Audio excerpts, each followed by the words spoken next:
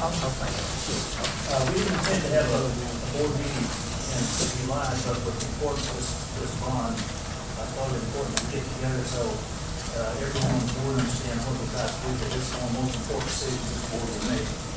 We're caught between meeting requirements of school district and meeting the needs of our constituents out there, all the taxpayers. So we're caught in the middle of this, and we want to do the best job we can. Several of us sat in on the meetings when all this stuff was discussed, and I think we probably agree that after the administration went through this list, and then we had the citizen bond review went through it, and actually slice and dice this stuff, there weren't any these projects in there. Every one of these are needed or will be needed at some point in time. So we have to address the question, what do we as a board want to approve for this bond? We came up with, the administration started out with over $400 million. After citizen bond committee finished, it was about $440 million. I don't intend to look at this list again and dice and slice it. We've had people working for months on this, and that's not a very productive for us.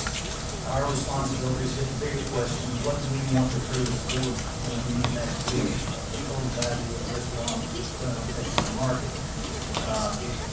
Basically, boils down to being a financial question. I know we're ready to address my solution, so I just want to make sure that everybody on this board understood. I think the rest of us saw and understood exactly. No. Oh, sorry about that. I thought we were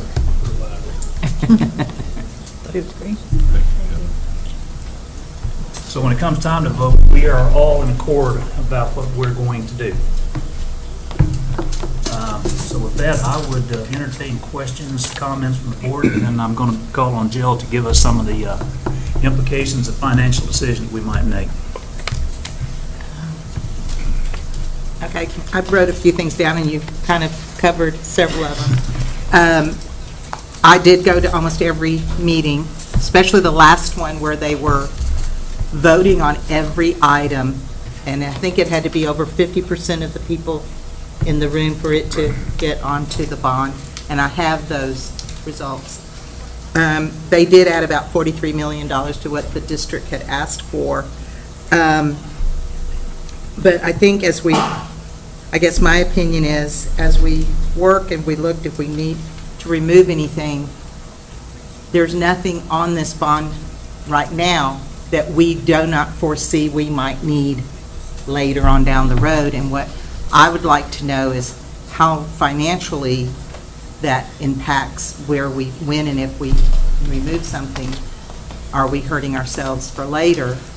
I think what makes this so difficult is there is a high school in this bond, which really eats up a lot of the funds. Plus, I think, and I might be wrong on this, about 75% of it is also building new schools and repairing the ones we have. And this Citizens Bond Committee, they took field trips. They went into the schools. They pointed out, I think our project managers were going out there and they were pointing out to them where they saw issues. And I respect that.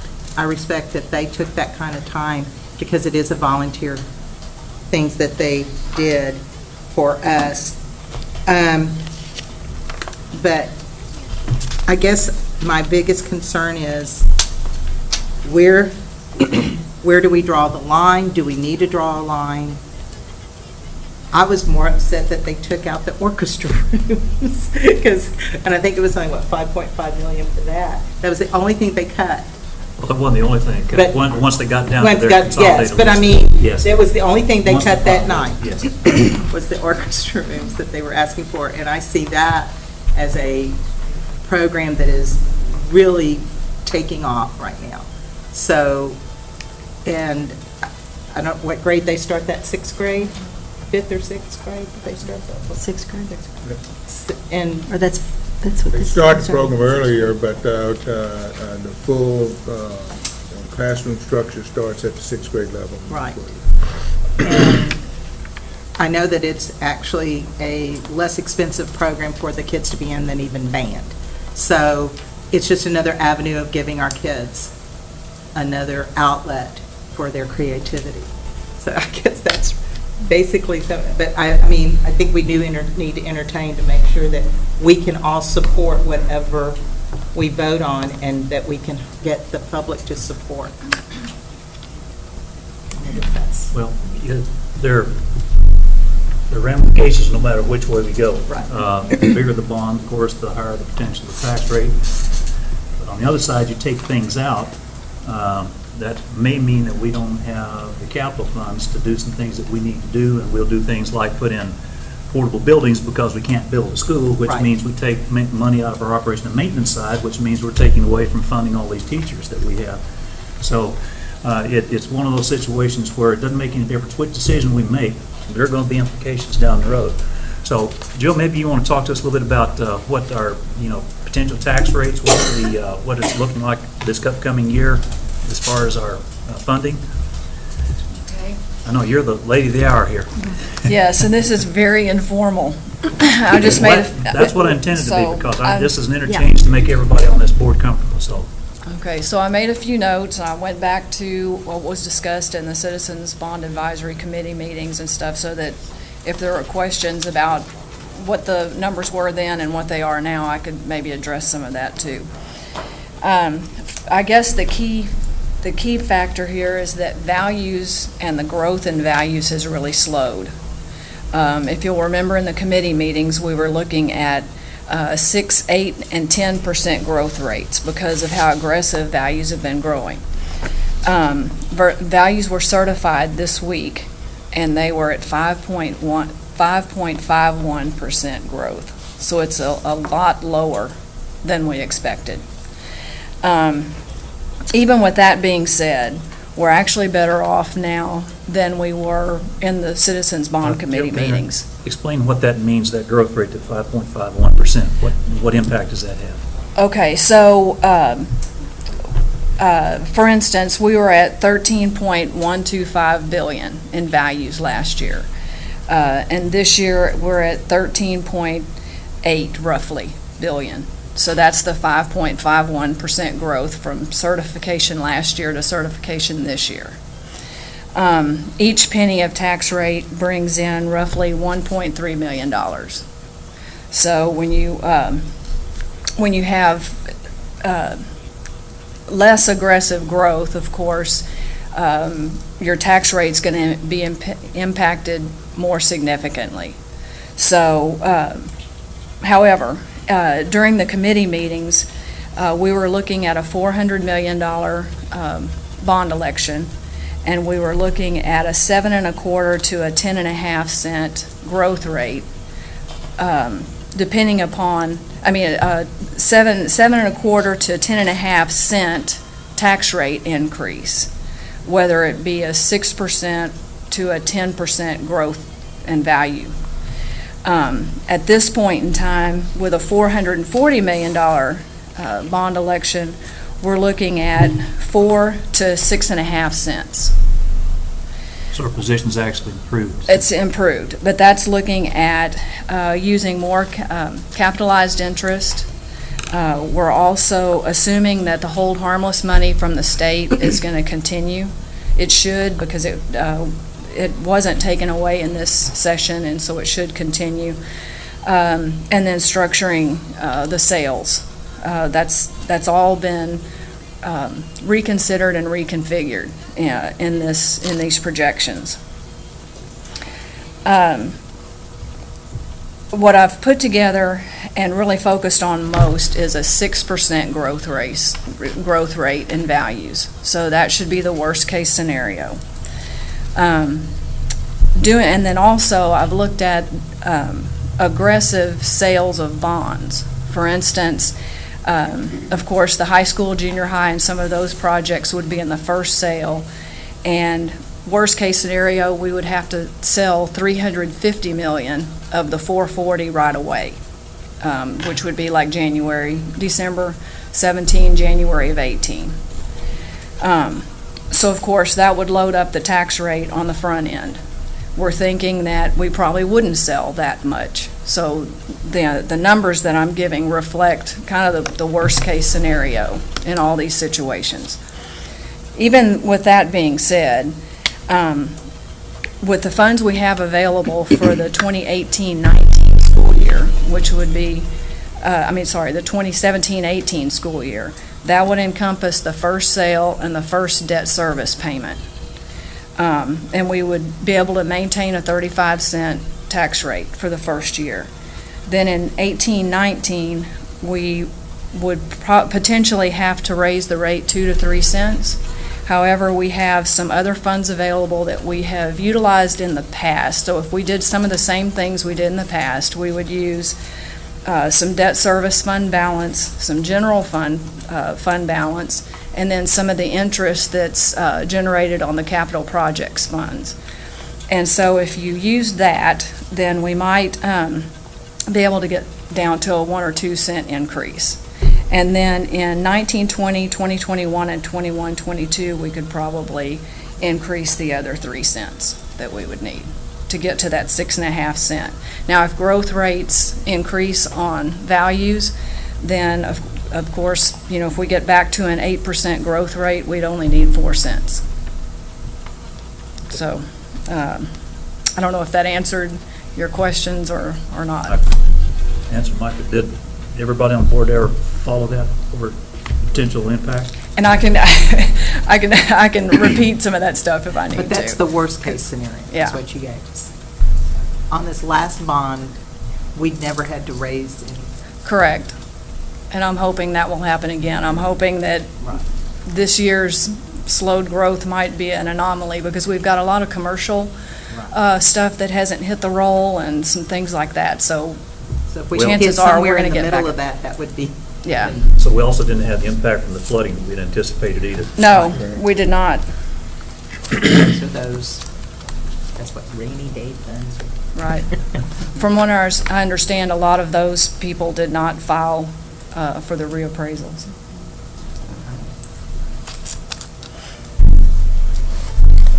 What's bothering me is, and I don't understand everything, I'm going to just upfront, but the ifs, the maybes, and the mights. Yep. I mean, even with your worst scenario that you were talking about, you still had the ifs and maybes and the mights. Would it be correct to just ask you, what is your concern? My gut feeling? Gut feeling? It all depends on values, and no one can control that. Okay. And I think, as Dr. Randall and I have talked, we feel like values are going to continue to increase because Logic of would all the say- growth you see, Right. in the area. And a lot of the growth, for example, that you see now will not hit the books until the next year. So, Values are assessed on January 1st. So January 1st of 18. And when we get the first comptroller's reports at the end of January, we'll be able to see how it looks like we're going to do. So we Next would year. know before the bonds? Before we Happen. sold, probably, Before, but okay, not before okay. the election. Well, that also, by approving it, doesn't mean you are selling them either.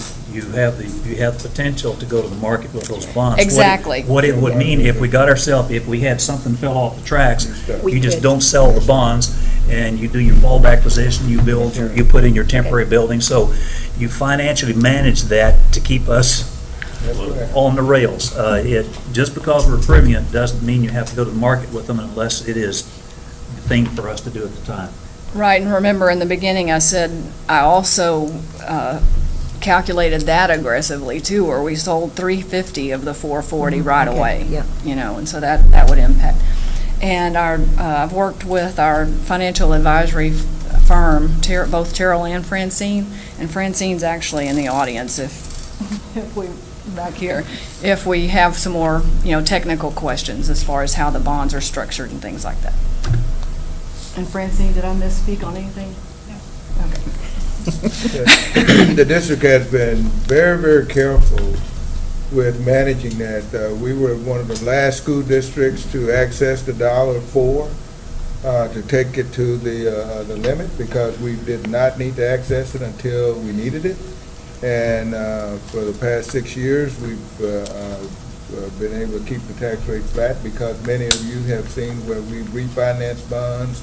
We sold the bonds when we needed to sell them, and it looks like this year we're on track to keeping that rate the same again. So, but anyone who says that it's going to be something definitively, I'd be careful about that because I don't think Jill nor I would say that. And anyone else who makes a determination about that, they've got a crystal ball that they need to share with everybody.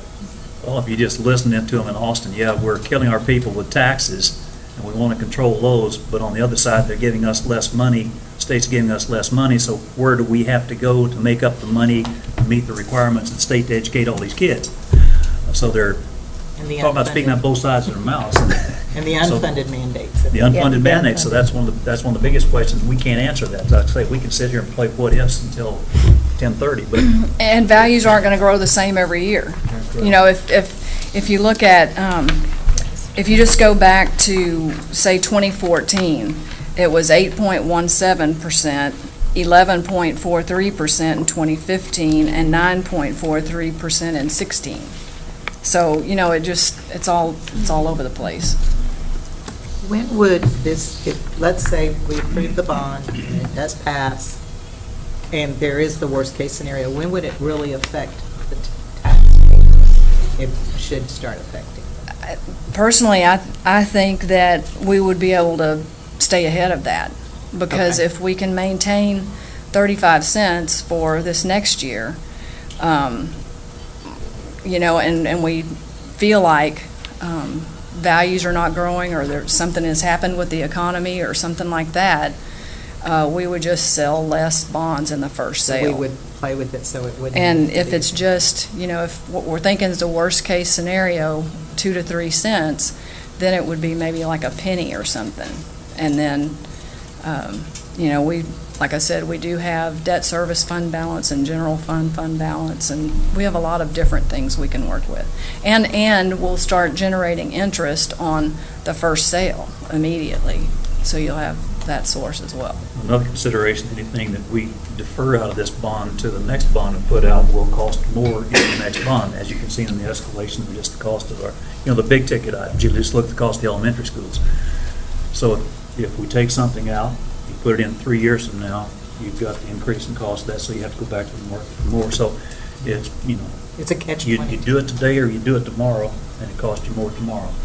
And as Dr. Randall said, the district's done a really good job of managing this for years and years now, and we would have that same expectation going forward. Well, and what I've noticed too, even with the last bond, we voted on 2014, we just got the first school from that open, 6 months ago? So everything moves very slowly, so if we move something to another, possibly another bond, by the time we could get to it, we're talking maybe 9, 10 years down the road of something we possibly need in the next 2 or 3 years. So that's concerning. So we have to kind of look at those things very carefully too. Right.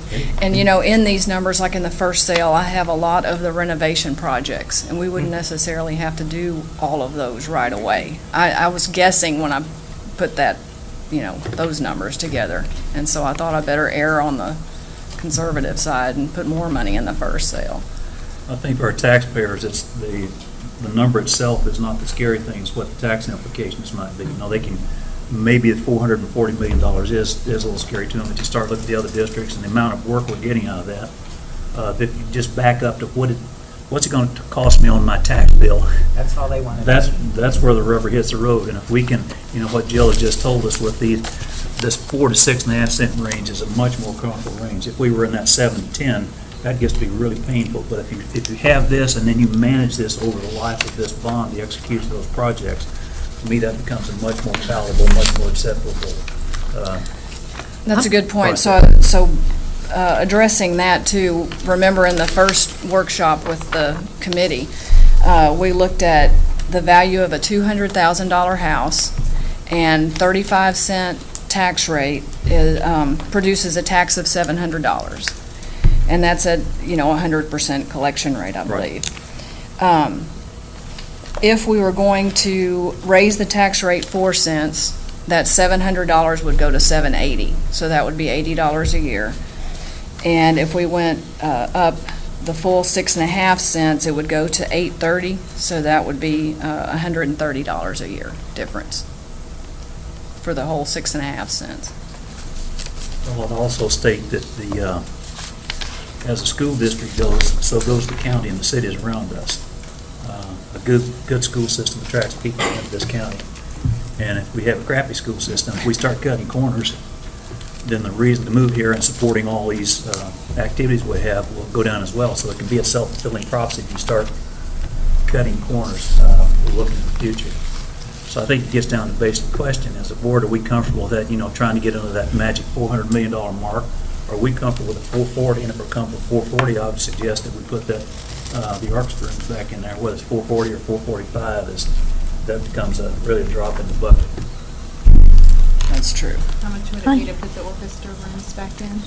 If it's $5 million, $5 million. it's not going to make, is that, I think Yes. 5.5? Okay. And I said, and that says the bonding committee struggled with that one out of their cut down list. That's basically the only one they eliminated, so. And I will say this, that last meeting, there were people going in and out, so the percentage people kind of. Yeah, it didn't take as many people swinging the vote in the last meeting. I have a question, and maybe this is not the place to do it. Maybe it was one of those I should have done back then. Well, if it's related to it, let's throw it out here. Okay, it's the school, the elementary schools. They approved 3 schools. And when I looked at this calendar, we're in 2018, and we build the 3 schools, but it's showing a 4th school in 2021. Was there a discussion about that? Why that 4th school wasn't being considered? Because that's within the 4 years. So, we went through the demographic process, well, a little all clear here, with the committee.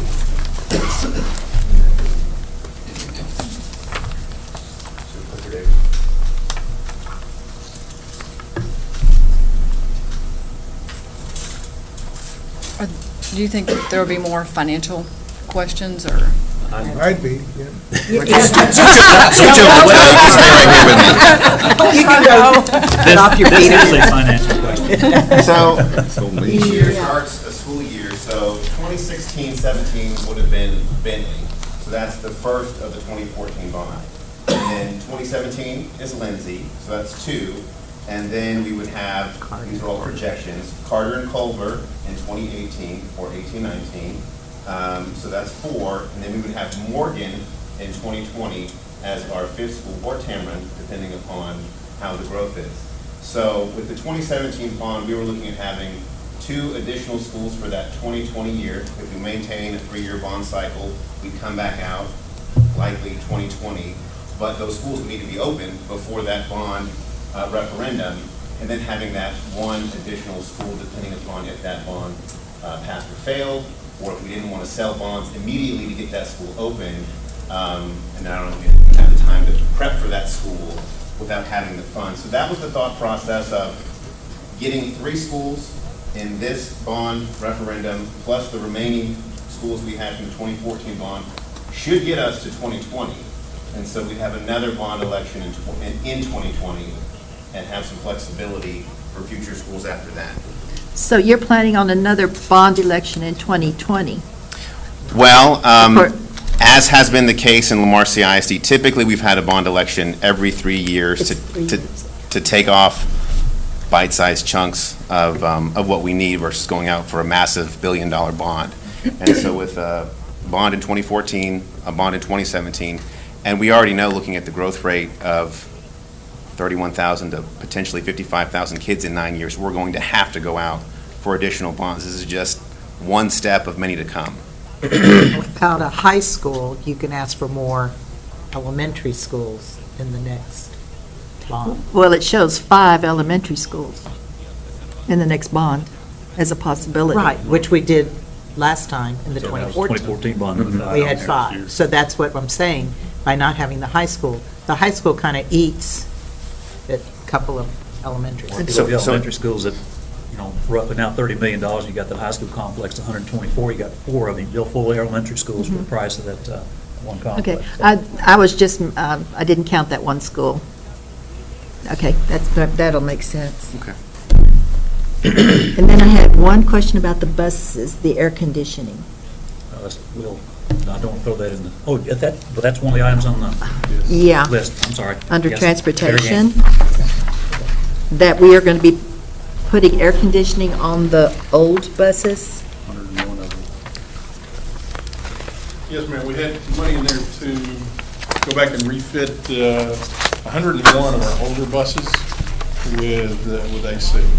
Last year, we bought the first of the big buses with AC, and we looked, that's not the entire fleet, that's just going back to about the '09 model year, where, if we go back too far, then we're not going to really get the use out of that once we add the AC on.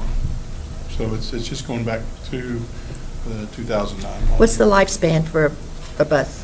Well, we're keeping them, I think the goal of the district has been about 12 years, is that 15? So we have some that are a little older than that we still have in service now, but they're used very infrequently as spares. Doesn't give you a whole lot of time on it, does it? What? Doesn't give you a whole lot of time on it, does it? 2009, but Yeah, the they- 2009 bus that we only keep for 15. What I was, in my head was, we've got these older buses, and we're going to put a lot of money into them for air conditioning, and then in 2 or 3 years, 4 years, they're gone. Should we be talking maybe adding newer buses? I know we're going to add buses, 49. 49 new, but 21? 49 new buses. 49? Oh, yeah. Well, I appreciate what you're saying, but again, I don't want to go down in the detail of every one of these, because in the sessions, every one of these were talked about, and they went through the rationalization, and I don't want to go back and try to second guess all of the I understand. I was just considerations trying to figure out about the music, the hall, how to put it back in. how do you put it back in? Yes, Other we say than just if put you it agree back that we're in. going with a higher number, we will add the orchestra rooms back into that, and it will be $445 million. We don't need, we're not going back in and figure out $5 million to drop out. We will go in and add the $5 million back in for those rooms. Yes, ma'am. There's been talk in Austin, I don't know where it stands, on seatbelts on the buses. Yeah. But they're not going to give us any money for it, so do we have to look at that? I know you and I've talked before that you put it on one, you got to put it on all, because you can't tell a parent your That's my child. fear. As we started the process of putting AC on the buses, I That was have the an problem. easier time telling a parent, yes, the other bus over here that your child is not on has AC, and your child, their bus doesn't have AC, but it's coming. We're going to get there eventually. But when we get to the point of talking about seat belts and what we're going to do there, that becomes, I think, a little more difficult when you tell a parent, hey, we have seat belts on this bus, but Yours not doesn't. on this one. But even from a liability standpoint, we wouldn't want to start trying to retrofit 20 buses with seat belts. We would go in and do it complete, because the very accident that you'll have Is the one that. will be the one that doesn't have seat belts on it. And that's what everybody would focus on. So it would be an all or nothing with the seat belts. That's very different than the air conditioning. Right. So, but right now, of course, I don't know where it stands. You keep getting different conflicting, and of course, like I said, they can Well, mandate the anything, but. bill they're- did pass, Senate Bill 693. Right, but they didn't allot any money for There it. was no money in the bill. It did say that the board could opt out of it as long as they voted for it in a public meeting. Okay. Okay. And they have done this before, though, right? They tried to put. Well, they did it before, and then they didn't do the funding, and then they backed off of it. The bill is almost the same as it was about 10 years ago when they did it, but at the time before, they said, yes, you have to buy them with seatbelts if we give you the money. And there was very little money that was out there. They put out like $1 million when they first did it, and statewide, that covers very little. Well, I know the buses have changed so much since then. The seats are narrow and higher, so, I mean, there's no room to move. But I always worry about little bitty ones. How do you get your 4, 5, 6-year-olds Right, with as the long harness? as we're talking about this, I got to get up on my soapbox for a minute and say, they're trying to cure a problem that really doesn't exist. School buses are incredibly safe the way that they are. I mean, nationwide, each year, 6 to 9 kids are killed inside of a school bus. And I'm talking about for the entire country for a full year. There are more kids killed outside of the bus in loading zone accidents as kids are getting on and off the bus. So they're incredibly safe the way that they are. We have 5 million kids in the state of Texas, so. Okay, I just wanted to throw that Yep, out there. 'Cause all right. I didn't know if we needed to do anything else. Okay. Any other questions from the board? Um, Yes, ma'am. On this orchestra edition, there is no building or anything set up for middle school, correct?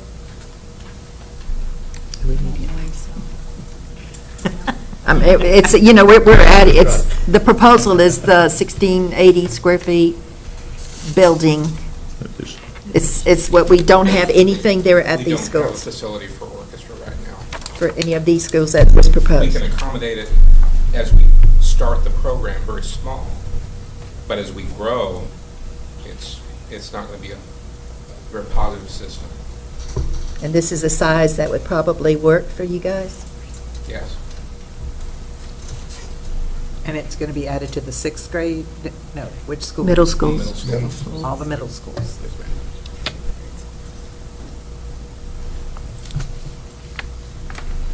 I like that idea. All right. We have a consensus on the board then that we will recommend the 440 plus the additional $5 million for the orchestra rooms, and that will be the number we will be voting on next week. Do we have to make a motion? No, just you No, to we do inform? not. cannot. Good. No motion on that. It's just this Just discussion to come to discussion. consensus on the number that we're going to be putting in the package they'll give us next week. I'd also encourage every board member to get out there and talk to your constituents about what we're about to do here and the benefits to this community when we do this, and the downside if you don't do it. Thank you for the financial update. Any other questions before we release the vote? That's the only subject we have on the agenda. We will call this meeting closed at 7:32. Thank you. Appreciate everybody being here.